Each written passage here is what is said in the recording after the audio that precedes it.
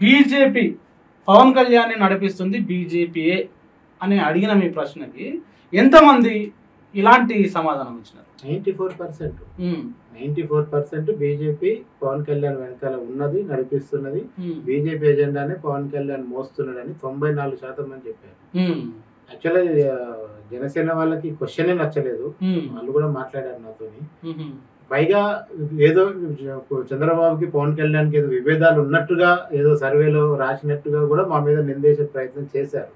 అయితే ఇక్కడ మనకు ఏంటంటే, ఇప్పుడు చంద్రబాబు పరిపాలన బాగుందని 55% చెప్పిన వాడిని పవన్ కళ్యాణ్ పరిపాలన 30% బాగుందని చెప్తే నాకు వచ్చేది పోయేది ఏం లేదు కదా ఇందులో.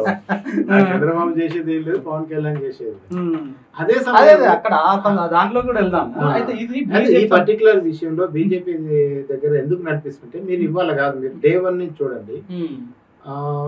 పొత్తులకు ముందు నుంచి కూడా, ఎన్నికలకు ముందు నుంచి కూడా పవన్ కళ్యాణ్ గారు ఒక ప్రెస్ మీట్ లోకి వచ్చి చాలా సార్లు నాకు పవన్ కళ్యాణ్ బోలాతనం కూడా కొంచెం నచ్చినట్టు. ఏమందంటే ఆయన ఏం దాచుకోకుండా ఆ బీజేపీ వాళ్ళు రోడ్ మ్యాప్ ఇస్తున్నారు, దానికోసం వెయిట్ చేస్తున్నారు అంటే ఆ రోజే తెలిసిపోయింది ఈయన బీజేపీ ఎట్లా చెప్తే అట్లా పని చేయడానికి ఏపీలో రంగంలో దిగాడు అనేది మనకు ఆ రోజు నుంచే అర్థమవుతుంది.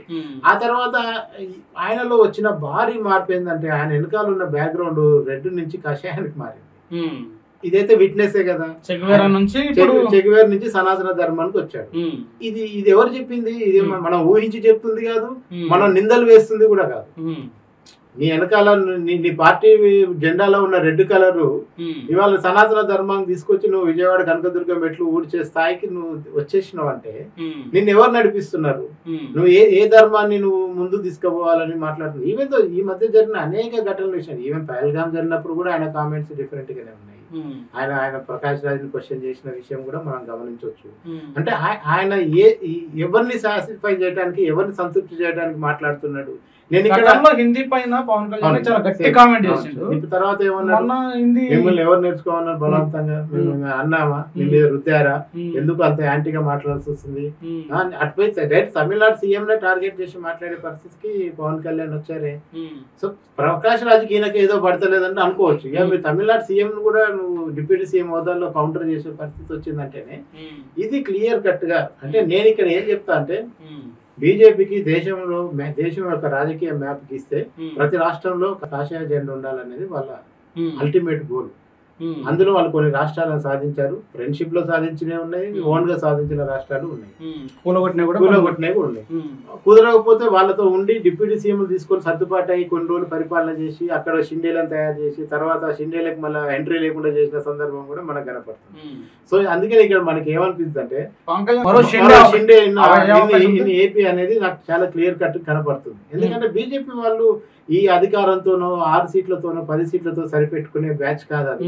వాళ్ళ ఎజెండా డిఫరెంట్. అది మనం మాట్లాడితే ఏమనుకుంటారు, వీళ్ళకి ఏదో బీజేపీ మీద కోపం అని మాట్లాడతారు, కానీ వాళ్ళ యాటిట్యూడ్ కానీ వాళ్ళ బిహేవియర్ ప్యాటర్న్ చూస్తే కూడా వాళ్ళు రామ్ మాధవ్ చెప్పాడు, మేము సన్యాసులం కాదు, మేము రాజకీయం బరాబర్ చేస్తామని రామ్ మాధవ్ లాంటి వాడు చెప్పిన తర్వాత ఏపీలో బీజేపీ ఎన్ని రోజులని 6 సీట్లతో 8 సీట్లు సర్దుకుంటది.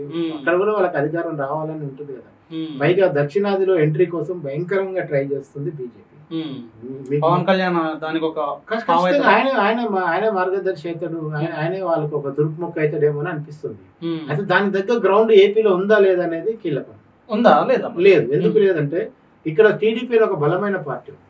టీడీపీ అనేది సంస్థాగతంగా ఎంత బలమైనదంటే దాంట్లో 10%, 5% కూడా బీజేపీ జనసేన అంత బలమైనవి కావు ఆ రెండు పార్టీలు. టీడీపీలో 10-5% కూడా బీజేపీ అంత నిర్మాణాత్మకమైన సంస్థాగతంగా అంత బలోపేతమైన పార్టీలు ఎక్కడున్నాయి? ఆ రెండు కావు కదా. టీడీపీకి ఉన్న క్యాడర్ గానీ, లీడర్షిప్ గానీ, గ్రామ స్థాయి నెట్వర్క్ గానీ ఈ రెండు పార్టీలకు ఎక్కడుంది? లేదు.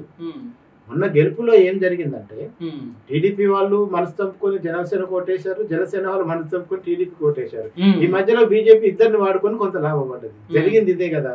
వాళ్ళందరి భయం ఒకటేందంటే, మనం ఇప్పుడు కలవకపోతే మళ్ళీ జగన్ రెడ్డి వచ్చి ముడి మీద అంతా ఎందుకు వచ్చిందిరా భయ అని చెప్పి అందరు కలిసిరు బలవంతంగా. అంతకుమించి అక్కడ ఎవరి మీద ఎవరు ప్రేమతో కలిసింది ఏం కాదు, ఆంధ్రప్రదేశ్ ని డెవలప్మెంట్ చేసి అద్భుతాలు చేయడానికి కలిసింది ఏం కాదు. రాజకీయ అవసరాల కోసమే ఈ మూడు పార్టీలు కలిసినాయి.